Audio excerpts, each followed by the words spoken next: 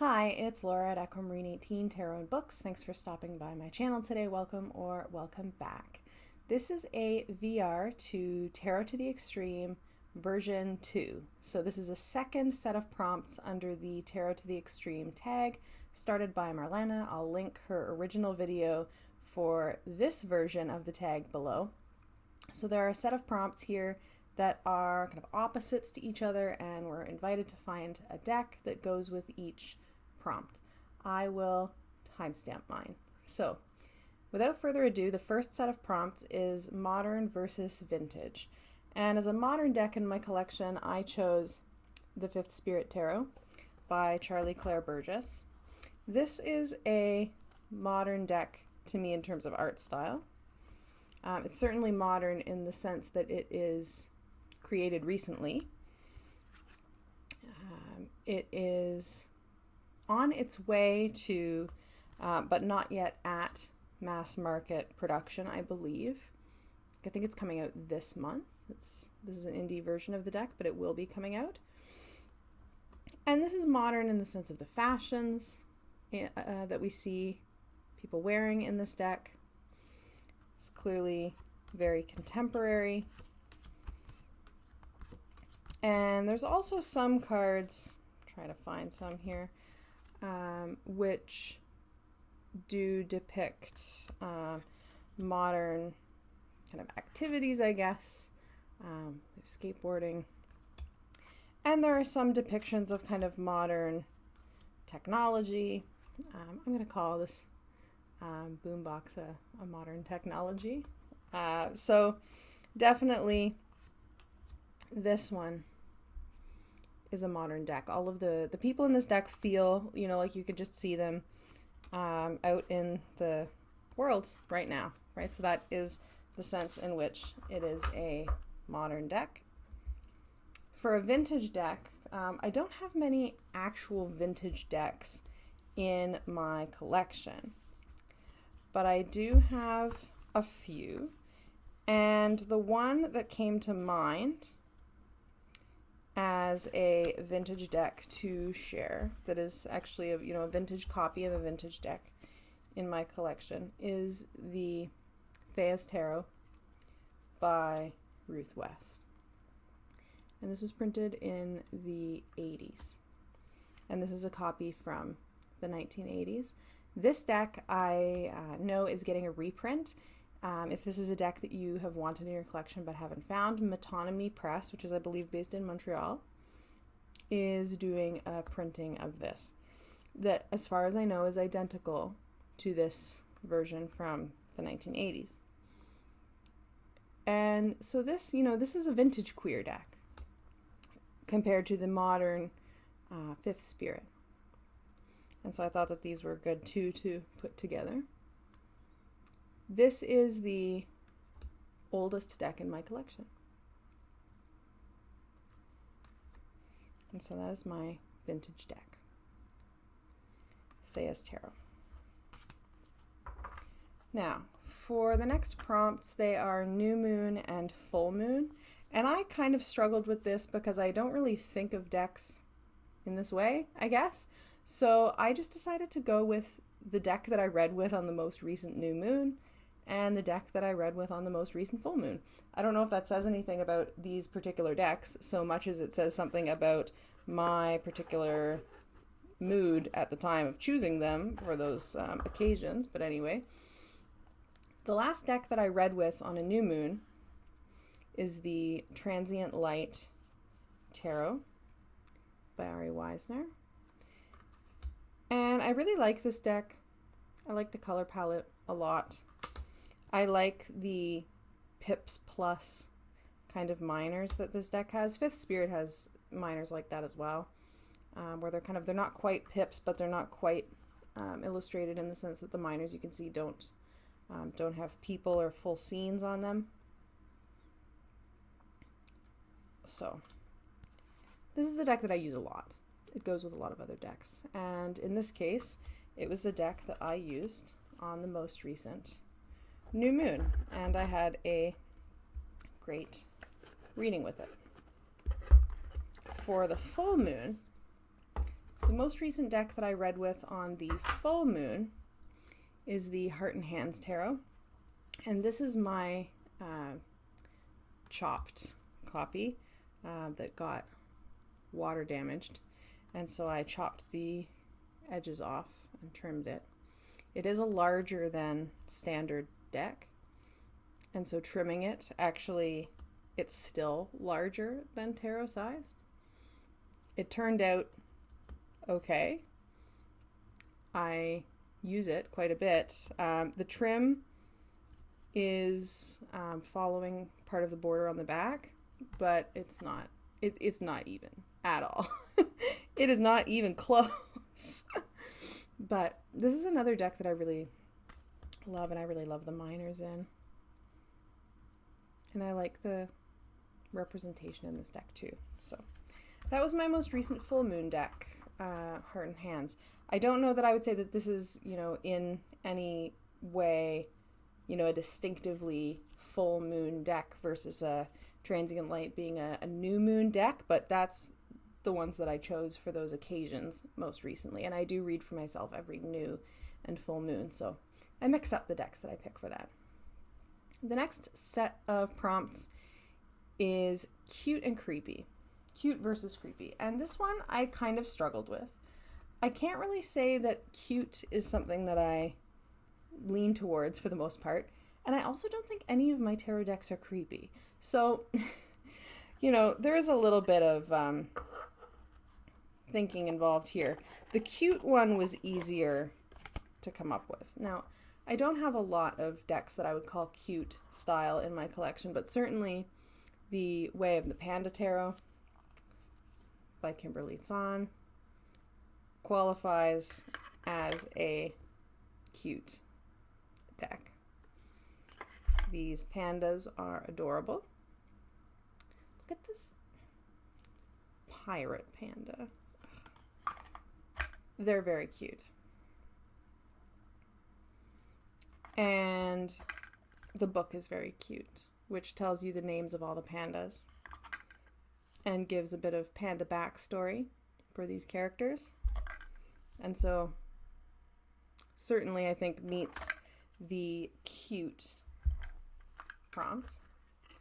For creepy, again, I don't find any of the decks in my collection to be creepy really, but I think that one that I know quite a lot of people find to be creepy, though I disagree, is the Deviant Moon.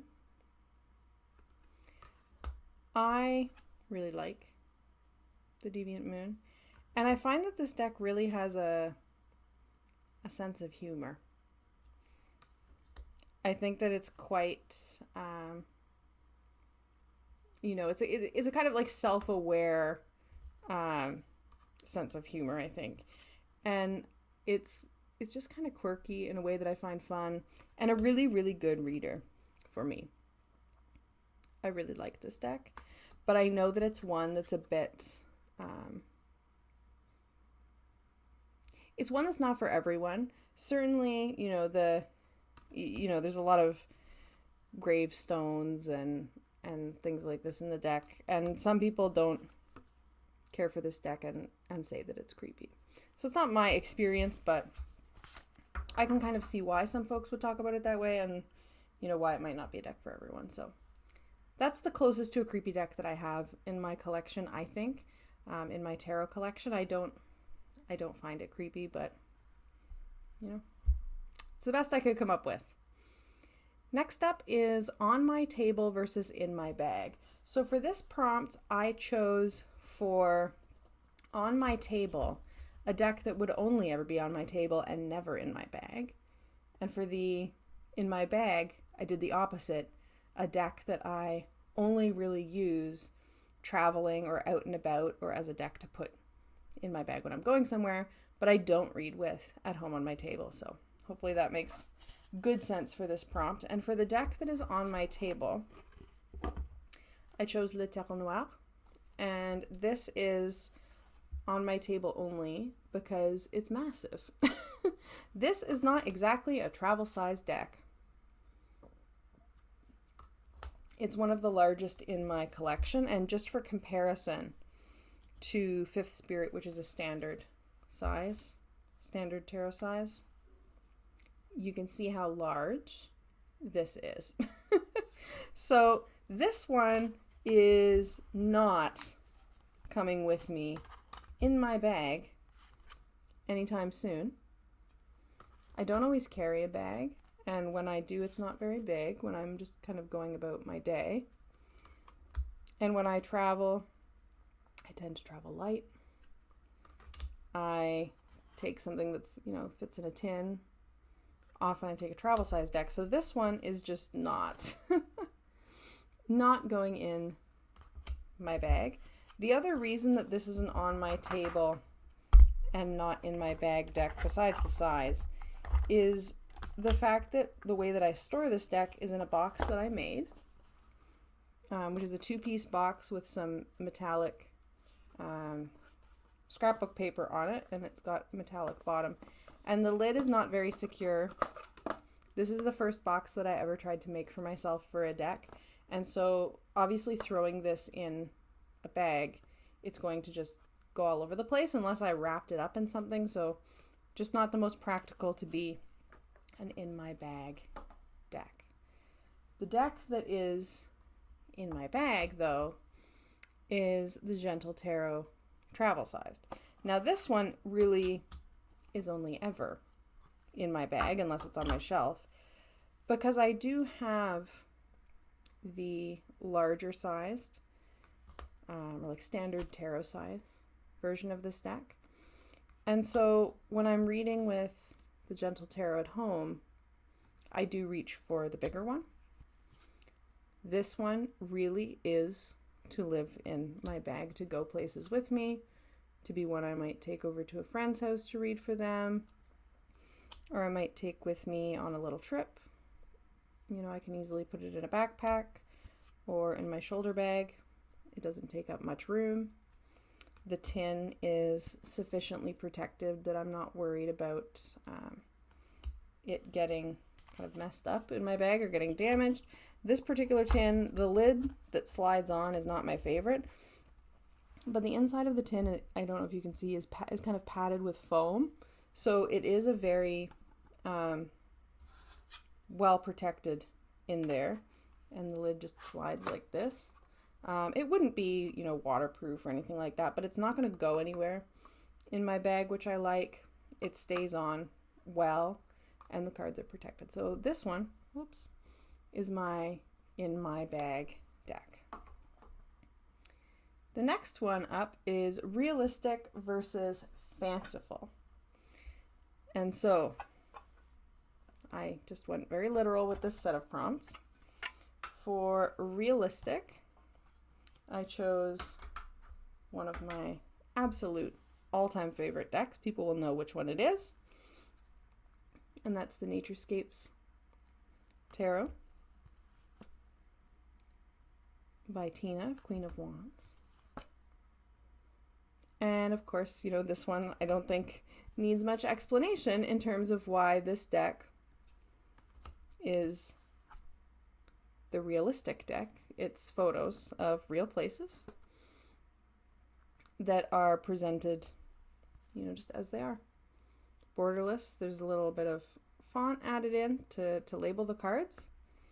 But other than that, there's some cropping and I'm sure, filters and things like this, but these are photos of real places and real natural phenomena. And so that is my realistic deck.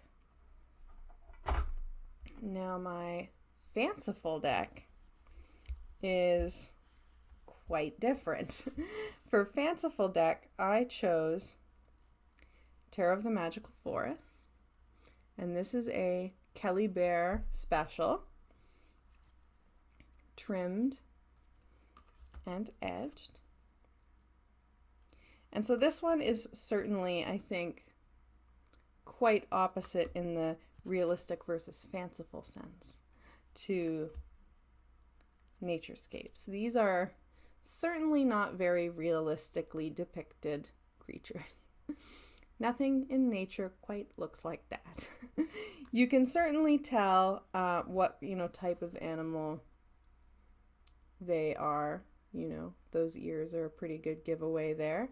But this deck is the first one that came to mind thinking of the word fanciful in my tarot collection. So I think that one's pretty straightforward and obvious too, right? Now the last set of prompts is quiet versus loud. And for this, I did go partly in terms of what I think of as a quieter versus a louder aesthetic or art style. I think maybe it would be different answers if I went for quiet versus loud in terms of kind of reading experience, but I went more for aesthetic for this one. And for quiet, I chose The Architect's Tarot by Yusuf Bushiri. And so this is a deck that is quiet in its color palette, I think. It is watercolor. The colors are subtle. There's a lot of kind of white space. It is a kind of gentle feeling deck, I think.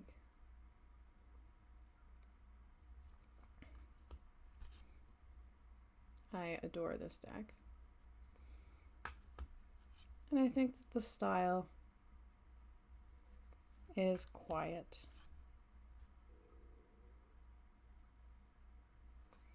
So that's what I chose for a quieter style of a deck. And that contrasts very much, I think, to the one that I chose as a loud deck, which sometimes I wonder if this deck is actually too loud for me, style-wise. And that is the Queer Tarot. And this deck is loud. This deck is visually loud. Look at this. It is neon. And it is in a psychedelic style. It has a lot of pink and orange, very, very, very bright. You can see it a mile away. And so comparatively, I think this one, aesthetically speaking, is the loud deck. And quite possibly the loudest deck that I own in that sense. Definitely the loudest deck I own in that sense. So that's the Queer Tarot as the loud deck. And that is all of the prompts for Tarot to the Extreme, round 2. I've had fun. Check out the tag to see other folks' responses to this one, as well as to the first set of prompts. I am enjoying this kind of tag series, I guess, from Marlene. Lots of fun to pick out decks from these. Now, if you would like to share, please do note below if you have any decks in your collection that really fit one or more of these prompts. I would love to know. Thank you so much for watching. I'll see you all again soon. Bye.